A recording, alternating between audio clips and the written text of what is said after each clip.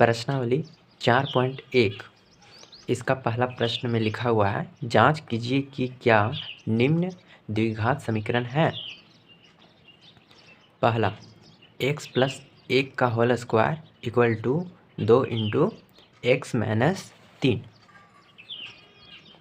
इसको बताना है कि क्या यह द्विघात समीकरण है। इसके लिए क्या करेंगे, इसको आगे सॉल्व करेंगे। x प्लस 1 का होल स्क्वायर को a प्लस बी के होल स्क्वायर में तोड़ देंगे।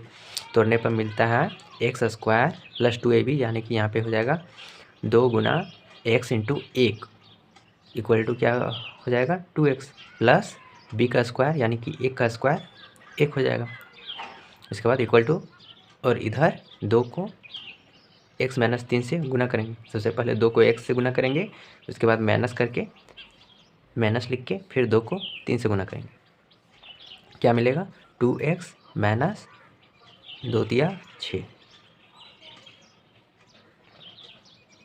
अब आगे यहाँ पे 2x है और यहाँ पे भी 2x है, तो इस 2x को हम इधर लाएंगे और ये एक जो है वो एक को हम वो साइड भेज देंगे।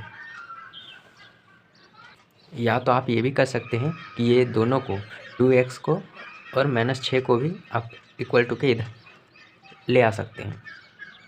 देखिए यहाँ पे मैंने क्या किया कि एक्स स्क्वायर लिख लिया, फिर ये 2x आ गया और ये 2x इक्वल टू के इधर आएगा।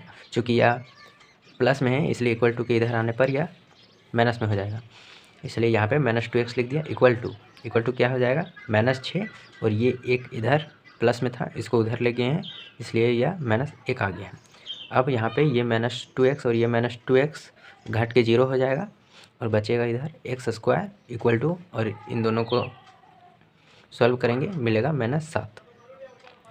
अभी -7 को इधर ले आएंगे हो जाएगा +7, इसलिए हम लिखेंगे आगे x square plus 7 equal to 0। यहाँ पे देखिए इस समीकरण में घात 2 है। यहाँ पे देखिए x का स्क्वायर है यानी कि घात 2 है, इसलिए हम लिखेंगे क्योंकि घात 2 है इसलिए यह द्विघाती समीकरण है। इसको आप ऐसे भी सॉल्व कर सकते थे, जैसे कि ऊपर में हम सॉल्व करके लिख सकते हैं x square plus 2x plus 1 equal to 2x minus 6। ये तो हम लिख ही सकते हैं, लिखे भी थे। इधर 2x और इधर 2x कट जाएगा। इक्वल टू के दाएं बाएं साइड यदि वही चीज़ रहे और दोनों सेम पोलैरिटी में रहे, जैसे यहाँ पे 2x है और यहाँ पे भी 2x है और दोनों प्लस में रहेगा, तब वो दोनों को हम काट सकते हैं। इसलिए यहाँ पे 2x और 2x को काट दिए, ऐसा ही बिना इधर उधर लाए, ज़्यादा लंबा प्रोसेस किए बिना। अब यहाँ पे -6 था तो उस -6 को हम इधर ले आए, प्लस में हो जाएगा इक्वल टू के इधर आएगा, तो इसलिए अब क्या हो जाएगा x square plus 1 plus 6 equal to 0, यानी कि x square plus 7 equal to 0। अब यहाँ पे देखिए घात 2 है इसलिए यह द्विघात समीकरण है। इसी प्रकार हम सभी प्रश्नों को सॉल्व करेंगे। अब दूसरा में है x square minus 2x equal to -2 into 3 minus x. यहाँ पे इन दोनों को गुना करके लिखेंगे और इसको ऐसे ही उतार देंगे सबसे पहले फर्स्ट स्टेप में। तो वही चीज़ लिखना है, इसको लिख दिए x square minus 2x equal to, फिर इसको इससे गुना करेंगे 3 से, फिर -2 को गुना करेंगे -x से। यहाँ पे -2 को 3 से गुना करेंगे -6 आएगा, फिर -2 को जब हम -x से गुना करेंगे वो क्या हो जाएगा +2x। अब इन दोनों को इक्वल टू के इधर ले आना है। इक्वल टू को इधर ले आएंगे तो उधर क्या बचेगा, कुछ नहीं बचेगा, यानी 0 बचेगा। इसलिए अब हम लिखेंगे एक्स स्क्वायर माइनस 2x और ये +2x था इधर आया इक्वल टू के इधर, तो वह -2x हो गया, और ये -6 इक्वल टू के इधर आया तो वह +6 हो गया। अभी उधर कुछ नहीं बचा यानी कि इक्वल टू 0। अब इसको सॉल्व करेंगे एक्स स्क्वायर, ये -2x -4x हो जाएगा और लास्ट में बच जाएगा, यहाँ पे उतार देंगे हम +6 इक्वल टू 0। अब यहाँ पे देखिए एक्स का स्क्वायर है, इस समीकरण में एक्स का स्क्वायर है इसलिए यह द्विघात समीकरण होगा। यहाँ पे लिखेंगे चूँकि घात 2 है इसलिए यह द्विघात समीकरण है। एक्स जो चर है उसका घात 2 है, यानी कि द्विघात समीकरण में चर का घात 2 होगा यदि, तब वह द्विघात समीकरण हो जाएगा। समीकरण में सबसे अधिकतम घात 2 होना चाहिए। जैसे कि यहाँ पे x का घात कितना है, 1 है, और यहाँ पे x का घात 2 है। और यहीं पे यदि कोई आ जाता, यानी कि यहाँ पे यदि x क्यूब आ जाता, तब यह द्विघात समीकरण होता? नहीं होता, क्योंकि x का घात मैक्सिमम यहाँ पे कितना है, 3 है, और कितना होना चाहिए द्विघात समीकरण के लिए, घात 2 होना चाहिए मैक्सिमम, इसलिए यह द्विघात समीकरण नहीं होता। लेकिन ये यदि यह एक्स क्यूब हटा दिया अब एक्स क्यूब को, तब जो बचा हुआ उसमें से जो चर का घात है वो 2 है, और मैक्सिमम घात यही है 2 है, इसलिए हम लिखेंगे कि यह द्विघात समीकरण है। अब आगे तीसरा में है x minus 2 into x plus 1 equal to x minus 1 into x plus 3। इसके सॉल्यूशन में पहले फर्स्ट स्टेप क्या करना है, इन दोनों को गुना करना है, फिर इक्वल टू करके इन दोनों को गुना करके लिख देना है। गुना करते हैं इन दोनों को, x को x से गुना करेंगे एक्स स्क्वायर आएगा, फिर इस x को x से गुना करेंगे प्लस x आएगा, उसके बाद इस -2 को x से गुना करेंगे -2x आएगा, उसके बाद -2 को x से गुना करेंगे -2 आएगा, इक्वल टू अब इधर गुना करेंगे x को x से एक्स स्क्वायर, x को 3 से +3, -1 को x से -x, -1 को 3 से -3। अब एक्स स्क्वायर दोनों साइड कट जाएगा, और यहाँ पे क्या है x, और यहाँ पे है -2x, दोनों को सॉल्व करेंगे मिलेगा -x, और ये -2 इक्वल टू इधर इन दोनों से हो जाएगा 2x, फिर -3। अब इस 2x को इधर लाएंगे और ये इस 2 को उधर भेज देंगे, यहाँ पे हो जाएगा -x -2x इक्वल टू -3, और ये इधर आ गया, यानी कि यह +2 हो जाएगा। अब इधर सॉल्व करेंगे -3x इक्वल टू -1 हो जाएगा, यानी कि हम लिखेंगे -3x, और ये फिर वापस इधर आएगा +x इक्वल टू 0। अब यहाँ पे देखिए घात 2 नहीं है, चर का घात 2 नहीं है, इसलिए लिखेंगे यह द्विघाती समीकरण नहीं है। यहाँ पे लिख देंगे चूँकि घात 2 नहीं है, इसलिए द्विघाती समीकरण नहीं है, यह द्विघाती समीकरण नहीं है। अब आगे चौथा प्रश्न, इसमें यह दिया हुआ है, इसमें क्या करना है, इन दोनों को गुना करना है, फिर इक्वल टू करके इस x को इससे गुना करना है। क्या मिलेगा, इन दोनों को गुना करते हैं तो 2x square plus x -6x -3 equal to इसको इससे गुना करने पर मिलेगा x स्क्वायर प्लस 5x। अब यहाँ पे देखिए आगे लिखेंगे 2x स्क्वायर, इन दोनों को सॉल्व करेंगे मिलेगा 5x, फिर उसके बाद लिखेंगे -3, वही 3 शेष रह जाएगा, इक्वल टू इधर जो है वही लिख देंगे x स्क्वायर प्लस 5x। उसके बाद इस x स्क्वायर प्लस 5x को इधर लाएंगे, उधर कुछ नहीं बचेगा, यानी कि इधर बचेगा 0। अब देखिए इधर क्या हो जाएगा, 2x square minus x square, क्योंकि ये इधर आ गया। उसके बाद लिखेंगे -5x, उसके बाद ये वाला 5x इधर आके -5x हो गया है। उसके बाद यही -3 जो शेष रह गया है उसको लिख देंगे -3 इक्वल टू इधर क्या बचा, कुछ नहीं, यानी कि 0। अब इसको सॉल्व करेंगे, सॉल्व करने पर मिलेगा x square minus 10x -3 equal to 0। यहाँ पे देखिए चूँकि घात 2 है, इसलिए यह द्विघाती समीकरण है। आगे भी उसी प्रकार करना है, इसमें इन दोनों को गुना करके लिख देना है, और फिर इक्वल टू करके इन दोनों को गुना करके लिख देना है। फिर इधर जितना आएगा उस सबको इधर इक्वल टू को इधर ले आएंगे, इधर बचेगा 0। उसके बाद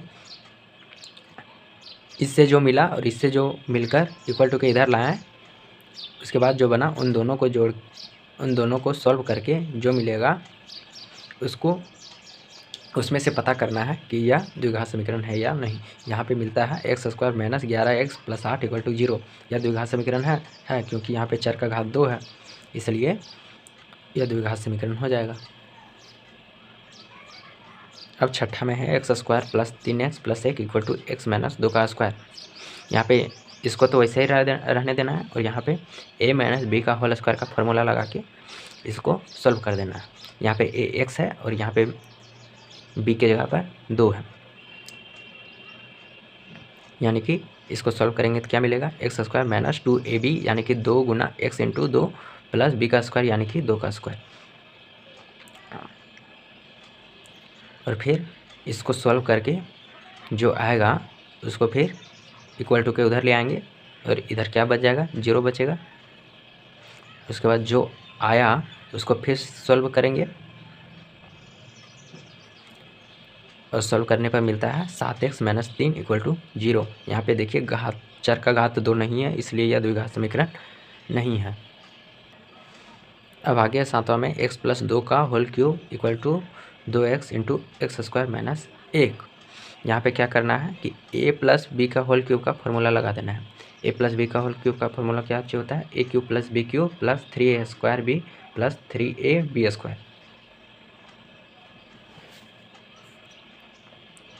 यह फार्मूला लगा के इसको तोड़ देना है। उसके बाद इधर क्या करना है, इधर इस 2x को x² - 1 से इंटू करके लिखना है। यहाँ पे देखिए x + 2x³ का तोड़ेंगे तो वो ये मिलेगा और इक्वल टू करके इसको इससे गुना करेंगे तो ये मिलेगा। उसके बाद इन दोनों को इक्वल टू के इधर लाएंगे तो यह कुछ ऐसा हो जाएगा और इक्वल टू के उस साइड में 0 बचेगा।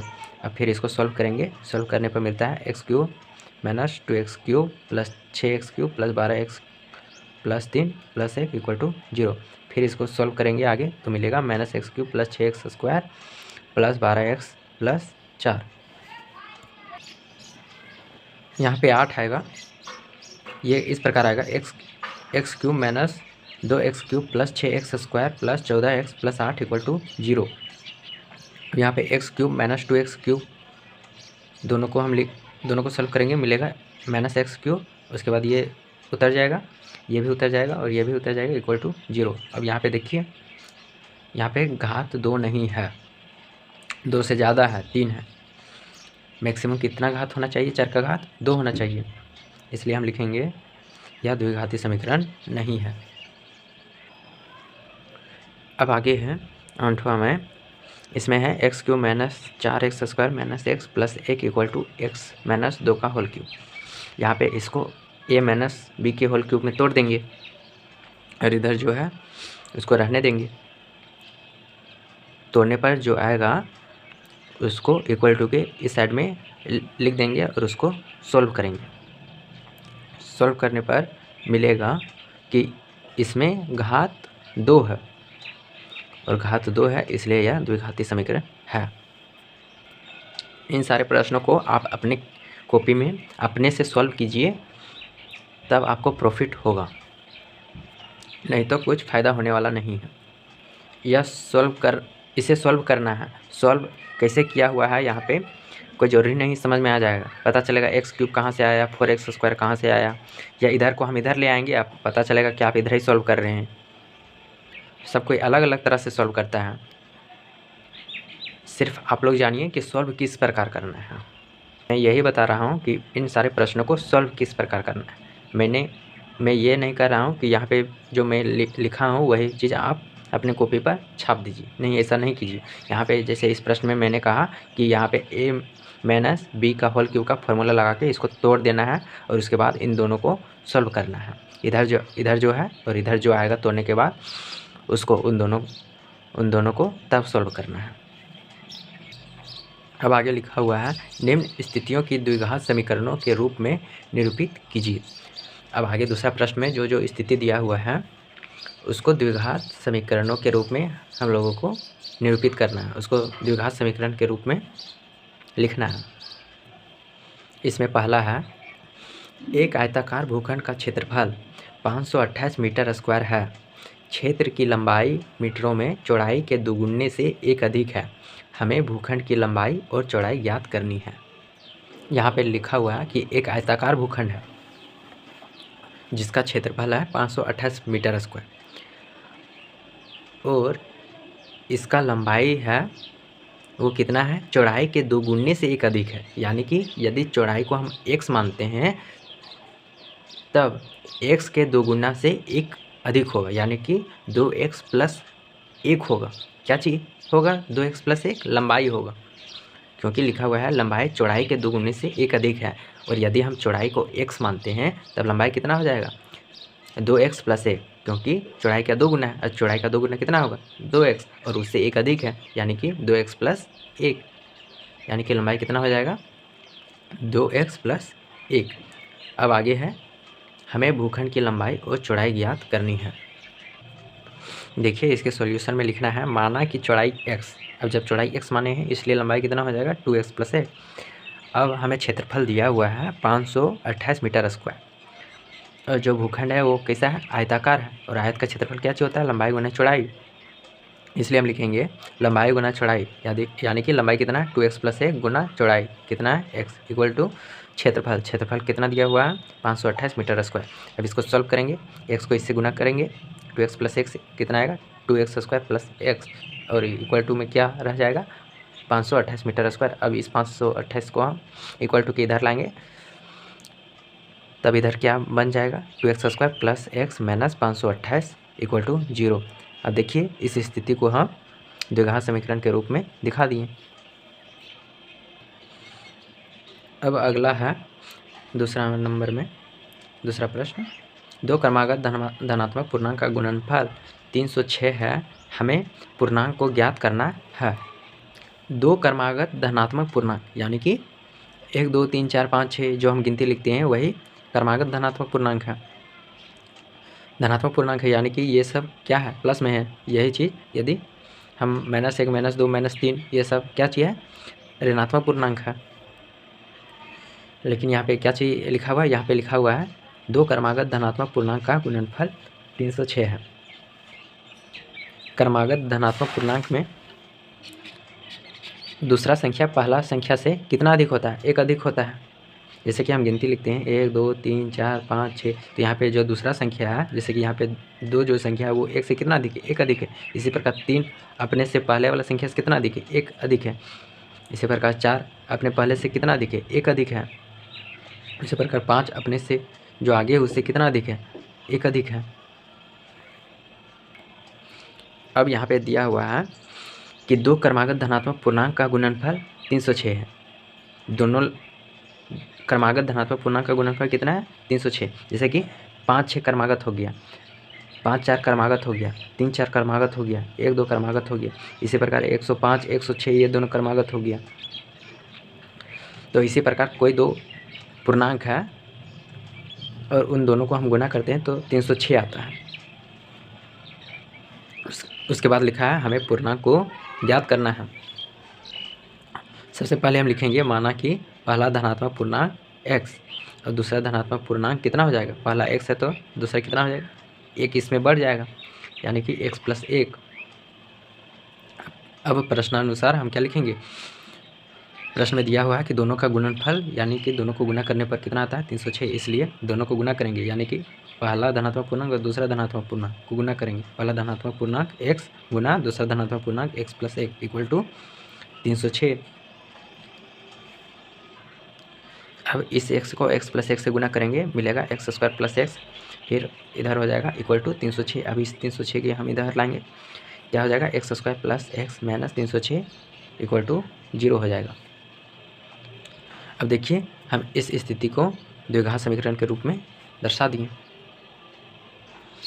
अब आगे है, रोहन की माँ उससे 26 वर्ष बड़ी है, उनकी आयु वर्षों में का गुणनफल अब से 3 वर्ष पश्चात 360 हो जाएगी, हमें रोहन की वर्तमान आयु ज्ञात करनी है। इसमें क्या लिखा हुआ है कि रोहन की माँ उससे 26 वर्ष बड़ी है, यानी कि यदि रोहन का उम्र x है, रोहन का आयु कितना है x है, तब उसका माँ की आयु कितना हो जाएगा, रोहन की माँ का आयु रोहन से 26 वर्ष बड़ा है, यानी कि रोहन का आयु जो कि x है उसमें 26 जोड़ देंगे, कितना हो जाएगा x + 26, और यही रोहन की माँ का आयु हो जाएगा।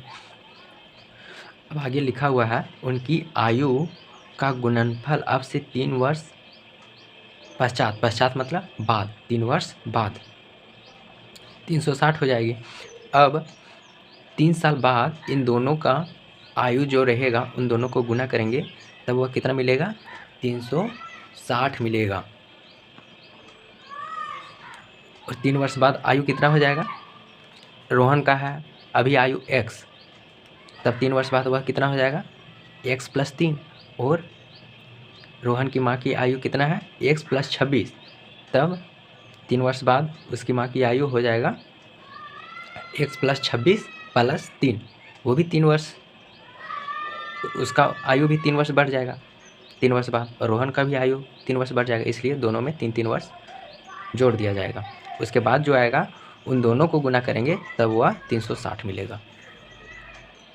लिखेंगे इसका सॉल्यूशन में, माना कि रोहन की वर्तमान आयु इक्वल टू x वर्ष, इसलिए उसकी माँ की वर्तमान आयु हो जाएगी इक्वल टू x + 26 वर्ष। माँ का वर्तमान आयु कितना हो जाएगा? x + 26 वर्ष। अब प्रश्न के अनुसार क्या चीज़ दिया हुआ है कि 3 वर्ष बाद दोनों का गुणनफल 360 हो जाएगा।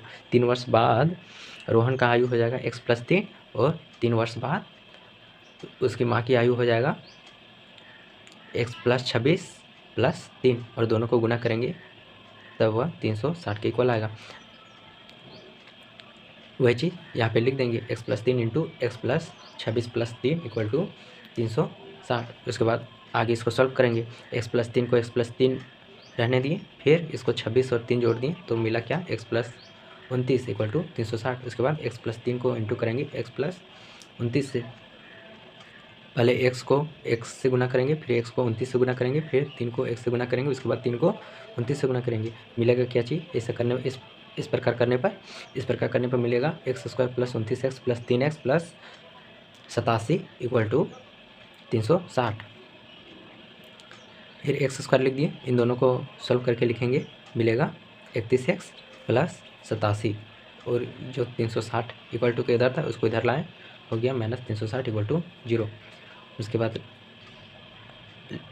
लिखेंगे x² + 31x, इन दोनों को सॉल्व करके लिखेंगे तो आता है वह -273 = 0। अब देखिए हम इस स्थिति को द्विघात समीकरण के रूप में लिख लिए। अब अगला प्रश्न में लिखा हुआ है, एक रेलगाड़ी 480 किलोमीटर की दूरी समान चाल से तय करती है। यदि इसकी चाल 8 किलोमीटर/आवर कम होती तो वह उसी दूरी को तय करने में 3 घंटे अधिक समय लेती। हमें रेलगाड़ी की चाल ज्ञात करनी है। इस प्रश्न में क्या दिया हुआ है कि एक रेलगाड़ी है जो 480 किलोमीटर की दूरी तय करता है समान चाल से। यहाँ पे केवल दिया हुआ है समान चाल से, कितना चाल से तय करता है वो नहीं दिया हुआ है, केवल लिख दिया है कि समान चाल से तय करता है। कितना दूरी? 480 किलोमीटर। अब आगे लिखा है, यदि इसकी चाल 8 किलोमीटर/आवर कम होती, यानी कि यदि इसकी चाल को हम घटा देते हैं, कितना घटा देते हैं? 8 किलोमीटर/आवर कम कर देते हैं, तब वह उसी दूरी को यानी कि 480 किलोमीटर की दूरी को तय करने में 3 घंटा अधिक लेता, यानी कि 3 घंटा का समय ज़्यादा लेता।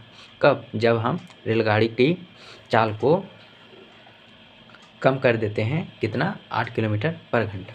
अब चाल को कम कर दे रहे हैं, स्पीड को कम कर दे रहे हैं तो समय ज़्यादा लगेगा, उतना ही दूरी है, और स्पीड को बढ़ा देंगे तो समय कम लगेगा। इसलिए यहाँ पे लिखा हुआ कि 8 किलोमीटर/घंटा की चाल को हम कम कर देते हैं, तब उसका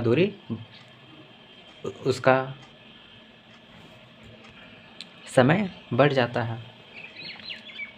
दूरी को तय करने में जो समय लगता है वो बढ़ जाता है, इसलिए लिखा हुआ है यहाँ पे। और वह कितना बढ़ जाता है? 3 घंटा बढ़ जाता है। उसके बाद है लिखा हुआ, हमें रेलगाड़ी की चाल ज्ञात करनी है। यहाँ पे हमें क्या पता चला कि पहले यह रेलगाड़ी ज़्यादा स्पीड से चल रहा होगा और बाद में कम कर दिए, लेकिन जिस समय ज़्यादा स्पीड से चल रहा था यह रेलगाड़ी, उस समय इसका समय कम था, और जब हम इसका स्पीड घटा देते हैं उस समय इसका समय बढ़ जाता है। यानी कि यहाँ पे 3 घंटा का जो समय है वो क्या है कि जब रेलगाड़ी का चाल घटा करके इतना दूरी तय करवाते हैं, उस समय जो समय लगता है उसमें से यदि हम घटा देते हैं उस समय को, जब यह रेलगाड़ी स्टार्टिंग में जितना चाल से चल रहा था और इस दूरी को तय किया था उसमें जो समय लगा था उससे तब यह 3 आएगा, 3 घंटा आएगा। ठीक है।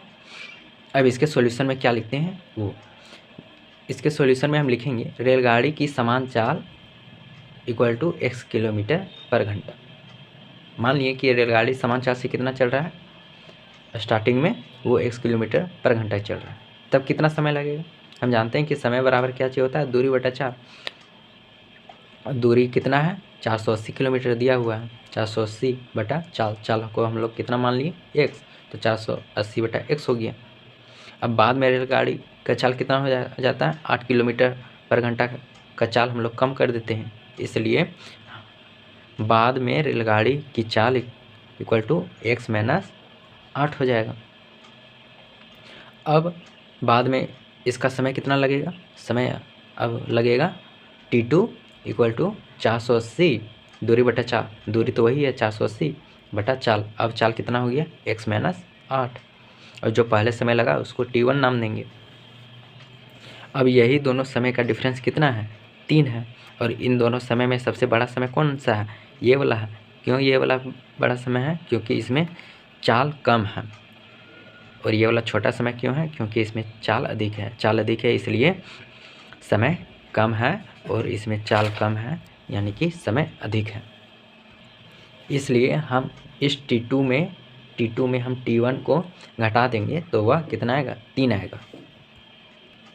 अब हम आगे लिखेंगे प्रश्नानुसार T2 minus T1 equal to 3, और T2 ये रहा और इसमें घटा देंगे T1 को, T1 का वैल्यू ये रहा, और इक्वल टू लिखेंगे 3। अब इन दोनों को सॉल्व करेंगे, सॉल्व करने पर मिलता है 3x² minus 24x minus 3840 equal to 0।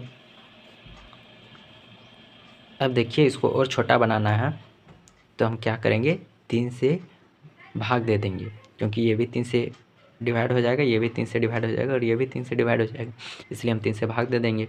3 से भाग देने पर यहाँ पे बचेगा x² और यहाँ पे आ जाएगा 8x माइनस, और इसको 3 से भाग देंगे तो बचेगा 1280 इक्वल टू 0। अब देखिए उस स्थिति को हम द्विघात समीकरण के रूप में लिख लिए। उम्मीद है जितना मैंने बताया उतना आप लोगों को समझ में आया होगा। अब मिलेंगे अगले वीडियो में।